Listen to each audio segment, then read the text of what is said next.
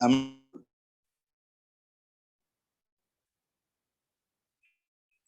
please confirm if I'm audible? Yes, sir. Yes, sir. Okay. Firstly, I'm sorry guys, I had to join late. I got a call, so the call got delayed. Shall we get started? Yes, sir. Yes, sir. Yes, sir. Right? Okay. Yeah. So before we get started, can someone tell me if you have any doubt from topic we discussed?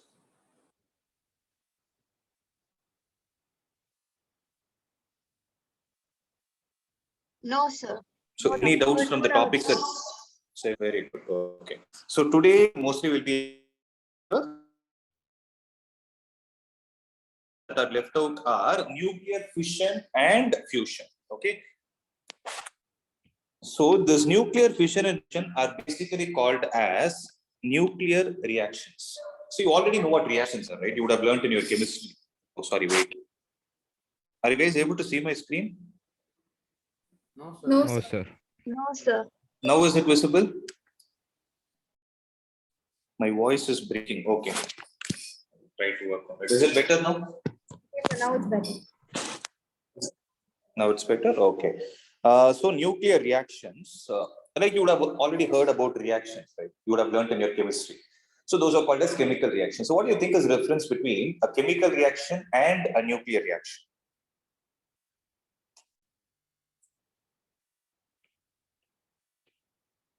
So what do you think is the difference between a nuclear reaction and a chemical reaction? I It's think one basically nucleus, two nucleus combining or one nucleus breaking into two, right? perfect. Perfect. So here the name itself suggests so nuclear comes from the word nucleus, nuclei, right? So generally we know in the experiment performed by Rutherford, what happened? It showed that there was bombarding of suitable particles of suitable energy. What were those particles? They were helium 2 plus nucleus, that is the alpha particles, right? The alpha particles were made to bombard on a gold foil. So when these particles of suitable energy were incident on a stable element, that element can be transformed into another element. Right. Such a reaction is what is called as artificial nuclear transmutation. So transmutation is a transfer, change of nuclei from one form to change of something from one form to another. So we call it as artificial because it is happening due to a man-made thing. We are creating this kind of a scenario. So what he did is when he bombarded alpha particles on nitrogen, alpha particle is helium 2 plus. So he found that nitrogen was converted into oxygen. And how can you write that process as? So this process can be written as N14 plus helium 2 nucleus gives oxygen 17 plus H11 plus there is some amount of energy that is released. This is the most important thing. So if you see the main objective of any nuclear reaction, it is to generate energy.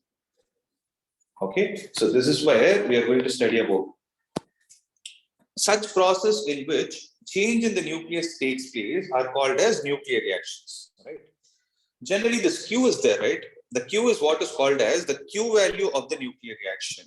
And it shows the energy produced, that is the energy released in the process. So such reactions can be symbolically written like this. So you write any nuclear reaction in general, right? This is the basic template that you're going to form. What is it?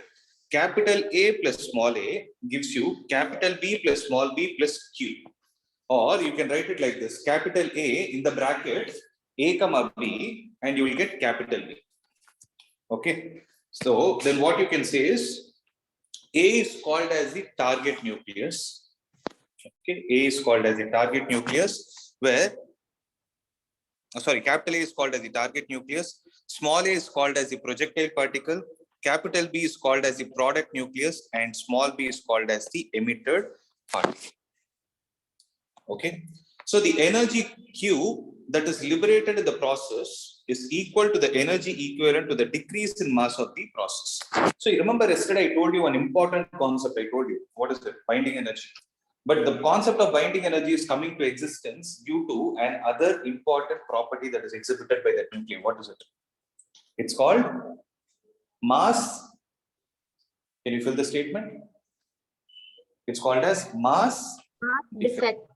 Remember, so read the statement. The energy Q is there. No, it is liberated in the process, and it is equal to whom? It is equivalent to the decrease in mass that is occurring in this process, right? So decrease in mass, if I call it as delta n, so decrease is what? Initial value minus final value. Because when I say something is decreased, initially you have higher value, finally you have lesser value. So Q is equal to what? MA plus M small a minus MB minus M small b into C square, where M is the mass of respective particle. Okay. Now, what will happen is this energy which is released appears as the increase in kinetic energy of the reaction. So, if one is decreasing, the other has to increase, right? So, energy that is released will appear as the increase in the kinetic energy in the reaction. Okay. Suppose if Q is greater than 0, Q is greater than 0 means energy is released, then that reaction is called as exoergic reaction. Okay. Similarly, if Q is less than 0 means heat is absorbed. Okay, then the reaction is called as endoergic. So it is clear, right? When Q is less than 0, we can say that this reaction, endoergic reaction, cannot occur spontaneously, but can occur only if sufficient energy is supplied. Are you guys able to understand this point? So try to understand. Before you understand nuclear fission and fusion, we need to understand what a nuclear reaction actually means. Okay, this part till whatever I've explained is not there in your textbook. So it is, you need to give me a clarification, confirmation that you have understood this. Then I'll proceed to the next part. So is it clear? Any doubt? Did you guys understand this point? Capital A plus small a gives you capital B plus small b, where capital A is called as the target nucleus, small a is called as the projectile particle, capital B is called as the product nucleus, and small b is called as the emitted particle.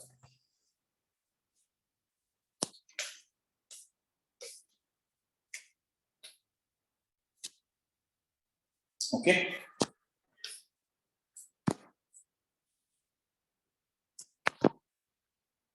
Are you guys able to understand? Yes, sir. Right. So in nuclear reactions, what is happening is it is necessary that the momentum, the electric charge, and the energy, each one is conserved. And conservation of charge can be seen from the atomic numbers. Okay, you can see the conservation of charge from the atomic numbers. That is 7 plus 2 is equal to 8 plus 1. Right. So all these are conserved. Moreover, atomic numbers means it can atomic number. Yeah. Moreover, the sum of the atomic mass numbers before and after the reaction are also equal, but the mass can change. So what is happening here? The atomic number is the same. Sorry, the mass number is the same, but what will happen? The mass will change. In short, we will know that Q value of the reaction is equal to energy equivalent to the decrease in mass of the reaction, or it is also equal to the increase in kinetic energy. So these are the important points that you need to make a clear-cut note of. Once you understand this, fission and fusion is a small thing. Okay. So are you guys clear with this? Right, every part is clear. You need not memorize this equation at all. It is only an introduction for you to understand how to write a nuclear reaction. Okay, you need to understand what a nuclear reaction is in the first place. Is it clear, guys? Yes, sir. Wait, very good. So now I will go to the concept of nuclear fission from your textbook.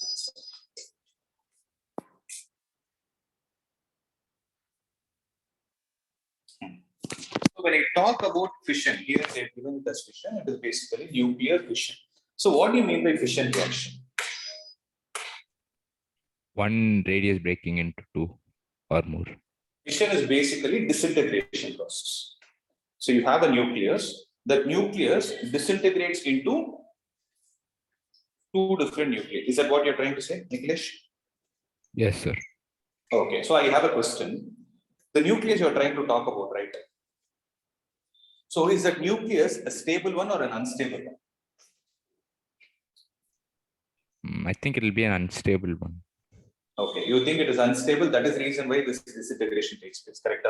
Yes, sir. Okay, so here is Or where I need. I'm not Yeah. sure. Maybe we to a stable nucleus, when we add a neutron, maybe it becomes unstable and then it breaks. Perfect. That's what happens. So that is why I used something in the beginning, right? When in the nuclear reaction, I used something. I used an important word called as artificial. Means it is a man-made thing. So you told about this thing, right? What do you say? A natural unstable nucleus. If a natural unstable nucleus is able to go that kind of a disintegration, then you call that process as radioactivity, which is not there actually. They have deleted the portion, so that's why I didn't explain it. That is a spontaneous process, means it occurs naturally. Whereas fission is something similar to radioactivity, except the fact that we have created it. Like how you told, it was a perfect answer. You have a stable nucleus with which you will bombard a neutron. You will bombard a neutron, and the neutron, extra neutron will get into the nucleus. So if there is an extra neutron in the nucleus, what will happen to the nucleus, not the atom as a whole? I'm talking about the nucleus. The nucleus becomes unstable. Now it will undergo the process of disintegration where it will try to form stable nuclei. Right? That's what happens, right? When this kind of a process happens, there is an energy that is released, and that process is what we call it as nuclear fission. Am I clear this? Are you able to understand, everyone? So, Yes, sir.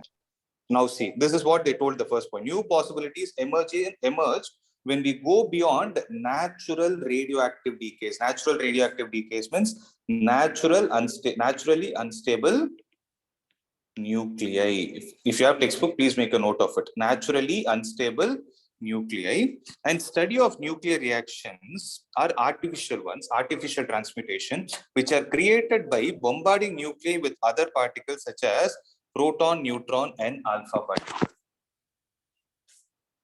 Okay.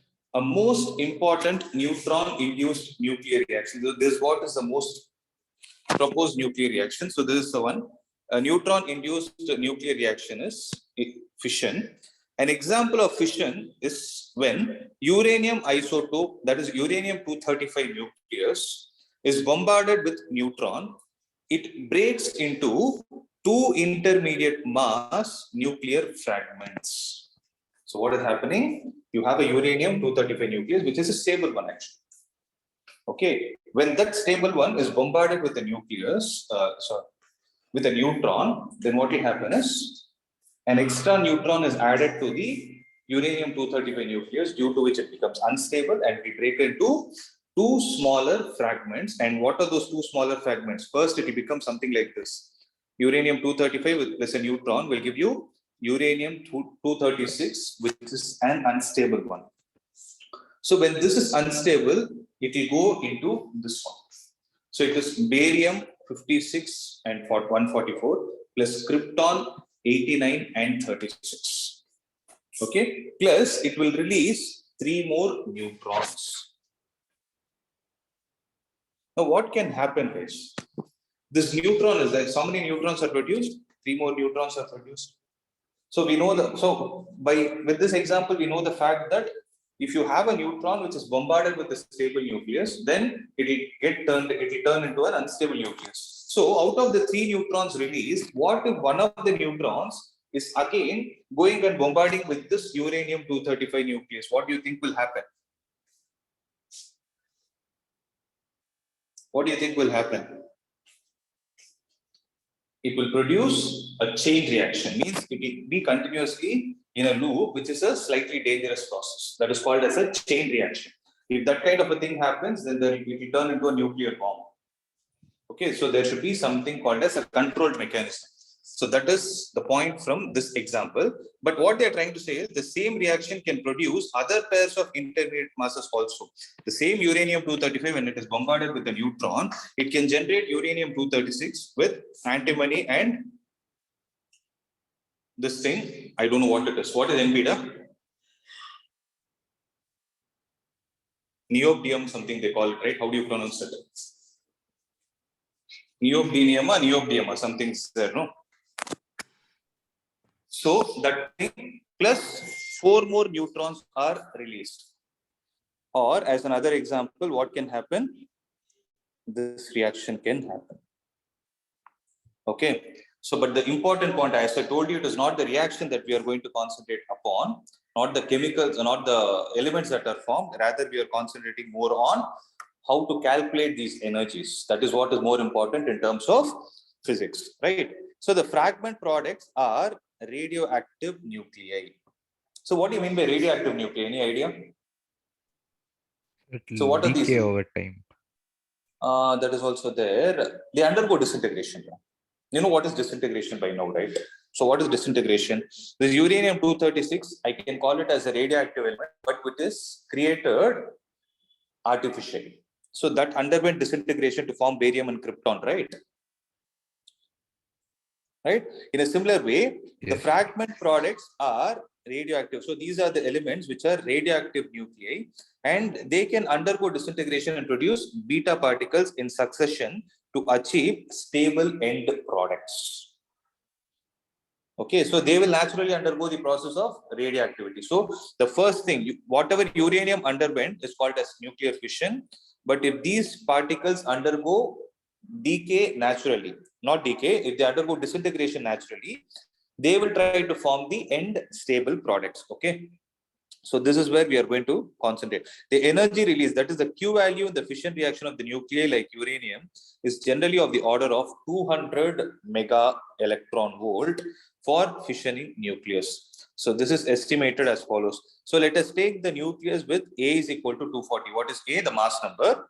Breaking into two fragments, each of A is equal to 120. Then if you try to calculate the binding energy for the element with a mass number 240, the nucleus is about, so the binding energy for nucleus whose mass number is 240 is about 7.6 mega electron volt. Similarly, if you calculate the binding energy of 2A120 fragment nuclei, it is about 8.5 mega electron volt. So what is the gain in binding energy that is happening? So it is 0.9 electron volt. Hence, the total gain in binding energy will be, so this is the binding energy per nucleon, okay? So EBN is the binding energy per nucleon. So the gain in binding energy is how much? 0.9 mega electron volt. So if you want to calculate the binding energy, what are you supposed to do? So binding energy will be equal to the binding energy per nucleus, per mass number into 0.9. So it is going to give you 216 mega electron volt. That is how it is estimated. Okay. Are you able to understand? So the disintegration energy in fission events first appears as the kinetic energy of the fragments, and the fragments means the particles that are released. Okay. The barium and the krypton, or what are called as the fragments, and neutrons. Neutrons are formed, right? So eventually it is transferred to the surrounding matter appearing as heat. Okay, then what will happen is the source of energy in the nuclear reactor which produce electricity is nuclear fission. So the main source, as I told you, it is to generate energy. Here, what are they doing? To produce electricity, they are using the process of nuclear fission. So the enormous energy released in an atom bomb comes from the uncontrolled nuclear fission. I told you what is uncontrolled, right? It is a chain reaction. Means the generated neutrons will go and bombard with the other uranium-235, and the reaction keeps continuing in a loop. Okay. So all these things, this uncontrolled, how to control it, all these things will happen in a device called as a nuclear reactor. Shall we proceed? Yes, sir. Okay, so this is how a nuclear reactor will look like. So there's only a basic diagram. So whatever is there, you can just try to understand it. So here you have the reactor and steam to turbine. Then the turbine will rotate and generate the necessary electricity, or it will make the load work. So we need to understand what exactly is happening in this. So let me read out this point also. Notice one fact of great importance: the fission reaction is given in equation 13.26 and 13.28. So what is it? There is a release of extra neutron in the fission process. So 13.26 to 13.28, as I mentioned, there is a release of extra neutron in the fission process. Averagely, what will happen? There will be 2.5 neutrons that are released per fission of uranium nucleus. Okay, so it is a fraction since some fission events there are two neutrons. I'm talking about average. Okay, so how do you calculate it? 4 plus, yeah. So when you try to calculate the average, see here what is happening. 4 plus 2 plus 3. 4 plus 2 plus 3 is 9. 9 by 3 is 3 actually. Right. There are some other reactions also which will be present. So when you try to calculate the average of it, you will have 2.5 neutrons. So it is a fractional value because in some fission events, what will happen? 2 neutrons are produced and in some 3 are produced. 1 minute. Okay. So the extra neutrons in turn, what can they do? They can initiate the fission process producing still more neutrons and so on. So what will happen is this leads to the possibility of chain reaction, which was first observed by a scientist named Enrico Fermi. Okay. If the chain reaction is controlled suitably, okay, if this is happening in a particular power station, if this reaction is able to be controlled suitably, then we can get a steady energy from this kind of a reaction. So this is what happens in a device called as a nuclear reactor. So if the chain reaction is uncontrolled, what will happen? It leads to explosive energy output and acts as a nuclear bomb. Okay. Therefore, we need to sustain a chain reaction as described here. So it is known. Okay. So what happens is the neutrons are getting released, right? So the neutrons which are getting released will have some kinetic energy associated with it. So when I say kinetic energy, their velocities can vary depending on with what value they have, right? So if that is going to be the case, there can be slow neutrons and fast neutrons. So out of these two, which neutrons do you think will participate more in creating a chain reaction? What is your guess? Slow neutrons can produce a chain reaction or fast moving neutrons can produce a chain reaction?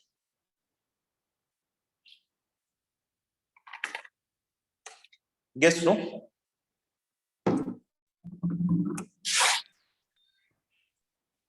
Slow or fast? Which one will produce a chain reaction? Fast, sir. So that is what we think, right? Why do you think fast? Because fast can go and bombard the nucleus and break it, right? That is how you're seeing it. Yes, But sir. actually, what actually happens is this fast-moving neutron is there, right? So when can a uranium-235 nucleus become unstable? It can become unstable only if the extra neutron that you're trying to bombard means collide with, is getting added to the nucleus of uranium-235. So try to understand this. What should happen to it? It should get added to the uranium-235. It is then its mass number will increase to 236. Mass number nanadra. It is the number of nucleons that are present. So this neutron should be a part of the nucleus of this particular material. Correct?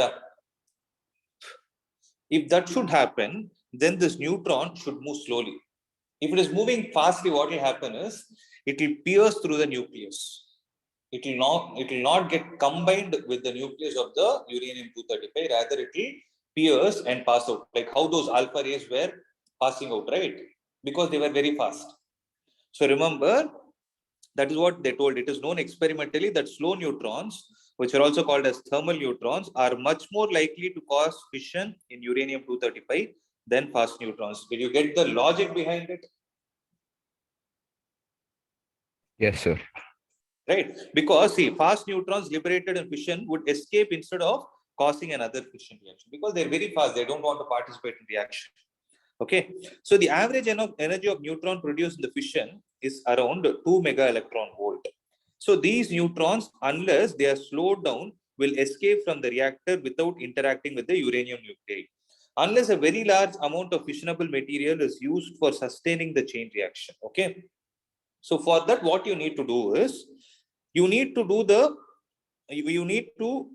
slow down the fast neutrons by elastic scattering with light nuclei. Means you need to create a collision between.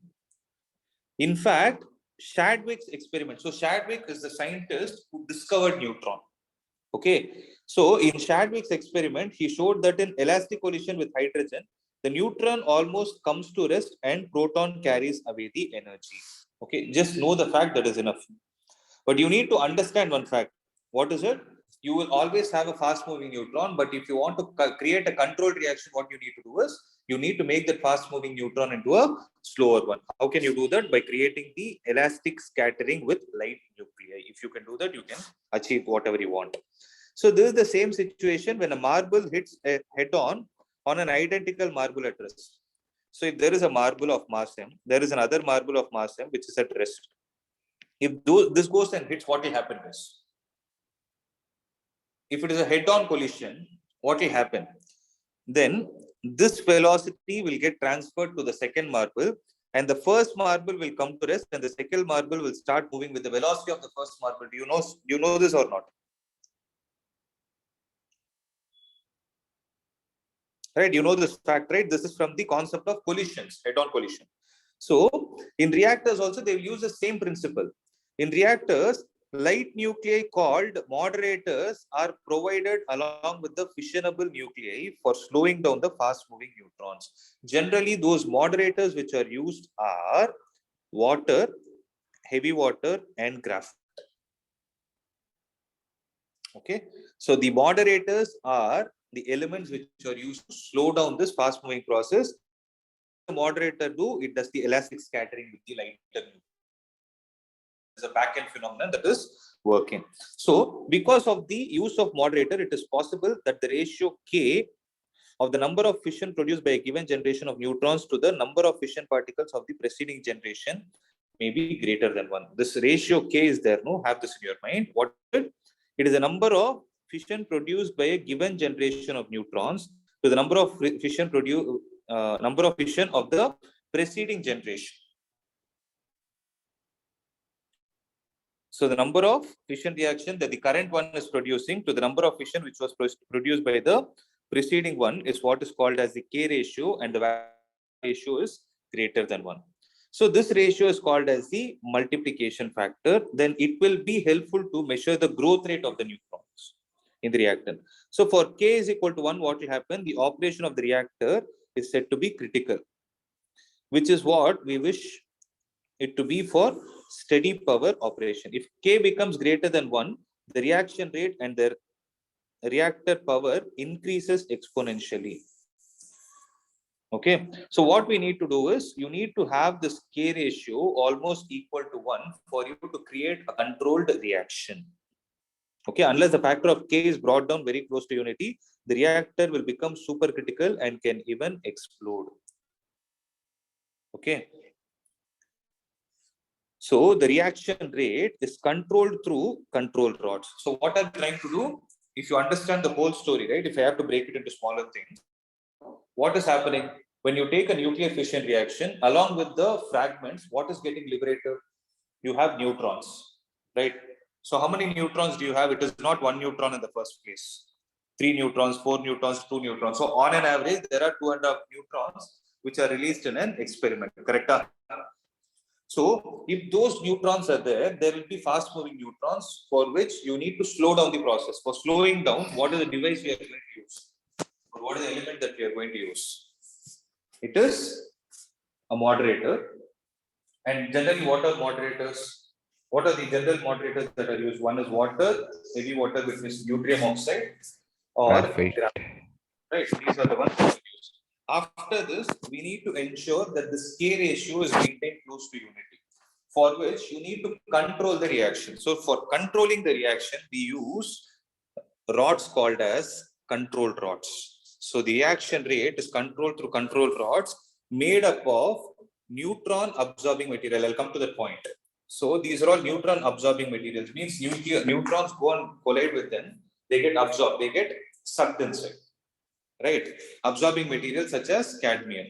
So in addition to control rods, reactors are provided with safety rods, which when required can be inserted into the reactor, and K can be reduced rapidly to less than unity. Okay. So the more abundant, generally the abundant isotope that is available is uranium-238 in naturally occurring uranium. Generally it is non-fissionable. So when it is non-fissionable, you have to convert it into a fissionable one. So when it captures a neutron, it produces the highly radioactive plutonium through these reactions. So this is how it happens. So what they are trying to say is, You wrote the reaction for uranium-235, but not uranium-235 is a naturally occurring one. Uranium-238 is a naturally occurring one. Okay, but that uranium-238 is actually a non-fissionable isotope. So for it to get converted to a fissionable isotope, what we are supposed to do is we need to carry out a reaction of this sort. So uranium-238, when it is bombarded with a neutron, it turns into uranium-239, and that gets converted to this element. Plus, there is an electron along with a particle called as anti-neutrino that is released. Okay, this is a subatomic particle. Now, what will happen? The element which is produced as an intermediate in the intermediate step gets converted to plutonium-239 along with electron release and an anti-neutrino. Now, what will happen is this plutonium undergoes fission with slow neutrons. So, you have converted a non-fissionable material into a fissionable material. Now, the schematic diagram that is shown here is, so it is based on the thermal neutron fission. So what is thermal neutron fission? It is a thermal neutron means slow moving neutron. So the core of the reactor is the site of the nuclear fission. So it consists of a fuel elements in suitably fabricated form. The fuel may say, the fuel may be say enriched uranium. That is the one that has greater abundance of uranium-235 than naturally occurring uranium. Okay, so the core contains moderator to slow down the neutrons. The core is surrounded by a reflector to reduce leakage. Okay, the energy heat released in the fission reactor is continuously removed by a suitable coolant. So coolant is used, which is going to reduce the energy that is released. Then there is a containment vessel. Okay. Then there is a containment vessel which prevents the escape of radioactive fission products. So the whole assembly is shielded in the sense it is protected from the surroundings to check harmful radiation coming from it. So the reactor can be shut down by means of rods made of cadmium that have high absorption of neutrons. So what are those? Those are the control rods. Okay. So the coolant transfer heat to the working fluid. So you know what is a working fluid? It is a thermodynamic fluid, right? So the coolant transfer heat to the working fluid, which in turn may produce steam, and the steam drives the turbine and then generates electricity. Okay, inside this core, you have the material in which you have a moderator and control rods along with the reflector. This reflector is used to, so the reflector is used to reduce the decays. Then what will happen? You have a coolant which will extract the heat and send it to this channel. Right, and inside, if you want to shut down the reaction, you have something called as control rods, which are made up of cadmium. So they have, why is cadmium used? Because they have the absorbing properties, right? Like any power reactor, the nuclear reactors generate considerable amount of waste products, but nuclear waste need to be treated with, dealt with proper treatment. Need special care for treatment since they are radioactive and dangerous, right? So elaborate safety measures both for reactor operation as well as handling and reprocessing the spent fuel are required. So these safety measures are the distinguishing feature of the, so all these things you can read it. Okay. So did you guys understand? So the things that you're supposed to understand are, did you understand what is a nuclear reaction? Capital A plus A gives you capital B plus Q. So you understood what is a nuclear reaction and you understood what is this Q, right? Q is the amount of energy that is getting produced due to the reduction in mass, right? Then you understood what is nuclear fission. So in nuclear fission, what happens? You understood, right?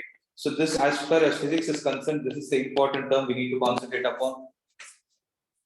Then we saw a nuclear reactor. So what happens in a nuclear reactor and everything we have discussed. So I've read line by line, right?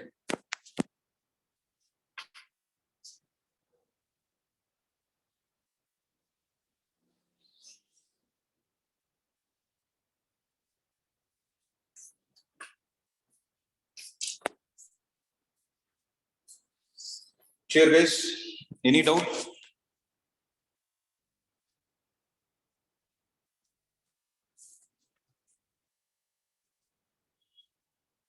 No, sir. No, sir. Okay. So fission is over. So next is fusion. Name itself is suggesting. What is fusion? So nuclear fusion means what? Fusion is basically the process where two lighter nuclei, fusion is combination. So two lighter nuclei combine to give you a heavier nuclei. Right.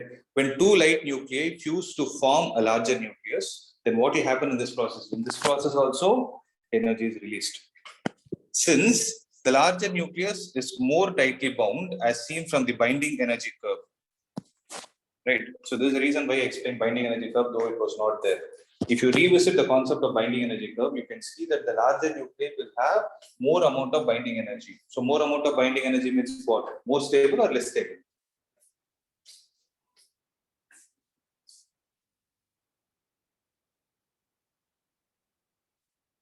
So binding energy is directly proportional to stability. Have that in mind. More stable. So yes. So some examples of such energy liberating nuclear reactions are shown here. Two protons combine to give you H21 plus a positron. Okay. E plus is not an electron. E plus is a positron. It's not a proton. Don't get confused. Plus a neutrino.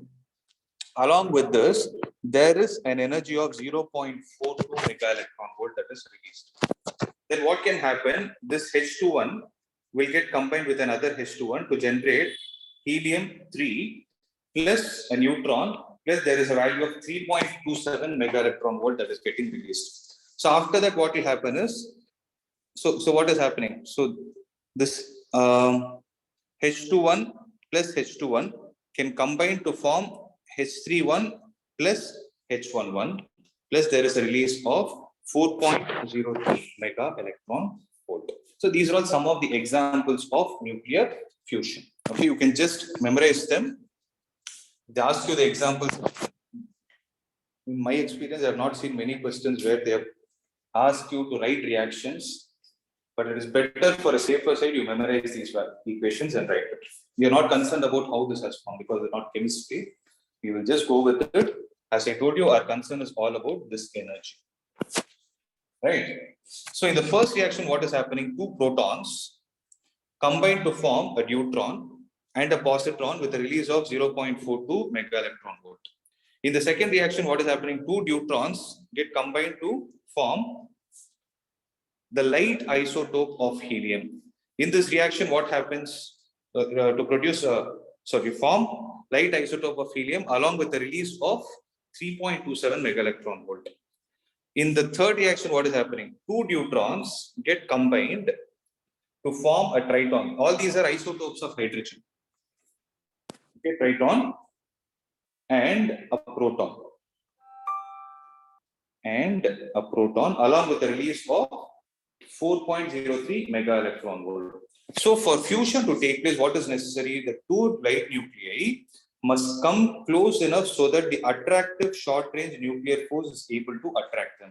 So what is the main reason why this nuclear fusion is taking place? If somebody asks you, what will you say?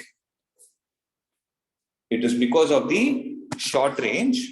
It is not an electrostatic force, guys. Unlike your ionic compound, ionic reactions, where electrostatics comes into picture, here electrostatic force is not the reason. Rather, it is a short-range nuclear force due to which this kind of reaction is taking place. Is able to affect them. However, since they are both positively charged particles, they experience a Coulomb repulsion. That is the electrostatic repulsion due to the nucleus. Both being positive charge, they experience. Right. So they therefore must have enough energy to overcome this Coulomb barrier. Now, what is happening? The nuclear force is trying to pull the nucleus, both the nuclei closer. The electrostatic force is trying to push them away from each other. Out of these two, which one is of greater value? Which one is stronger force? So which one is a stronger force, guys? Logically, it is a short-range nuclear force, right? So they are trying to say, see, therefore, they must have enough energy to overcome this Coulomb barrier.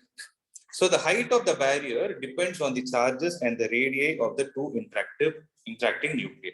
So it can be shown, for example, that the barrier height for two protons is 400 kiloelectron volt. So here I'm talking about the barrier height, right? It means which one is greater than the other. So the difference between these two should be approximately 400 kilo electron volt, and is higher for nuclei with high charges. Okay, next is we can estimate the temperature at which two protons in a proton gas would have enough energy to overcome the Coulomb barrier. So how do you find the temperature? You'll use the formula 3/2 into Kb into T. You have seen this formula in kinetic theory of gases.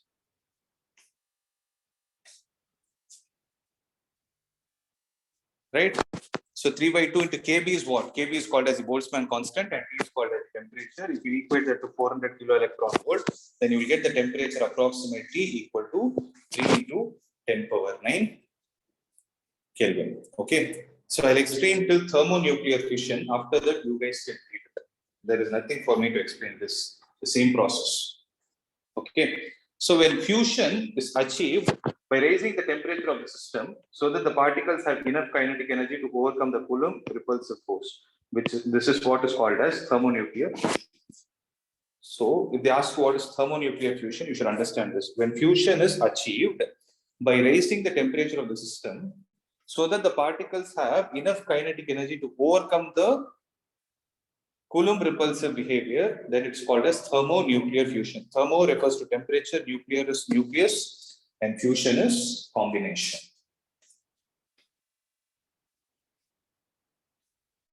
Okay. Next is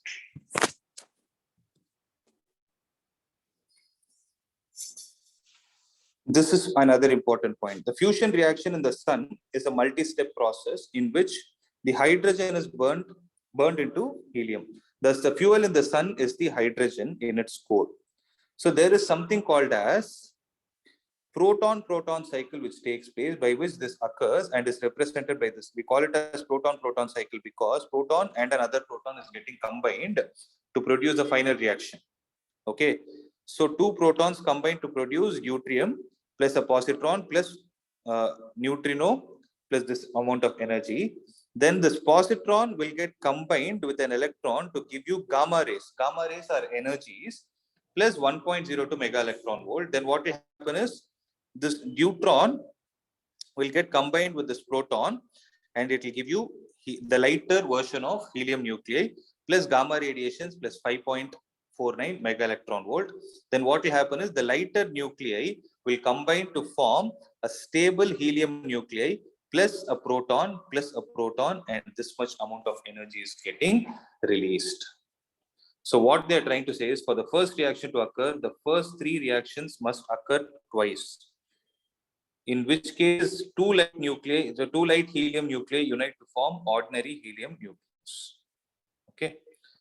So remaining things, you guys can read it. Okay. So I hope you understood what are nuclear reactions and what is nuclear fission and what is nuclear fusion. Right? On a bigger level, you have understood? Just give me a confirmation.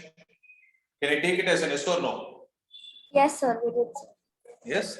Clear, right? So with this, nuclei is over, is completed. See, one unfortunate thing where I couldn't explain much about gamma rays, alpha rays, and beta rays is because we didn't discuss about radioactivity.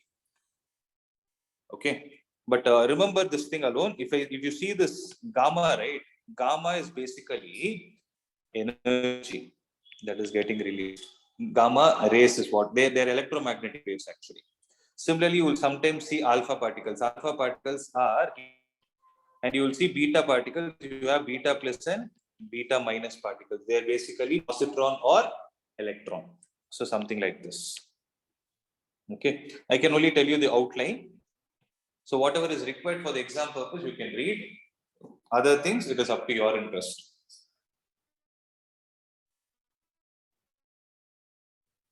Okay. So can I assume that the remaining part you will read it, right?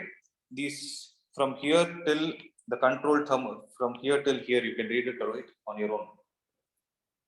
So I need not explain it.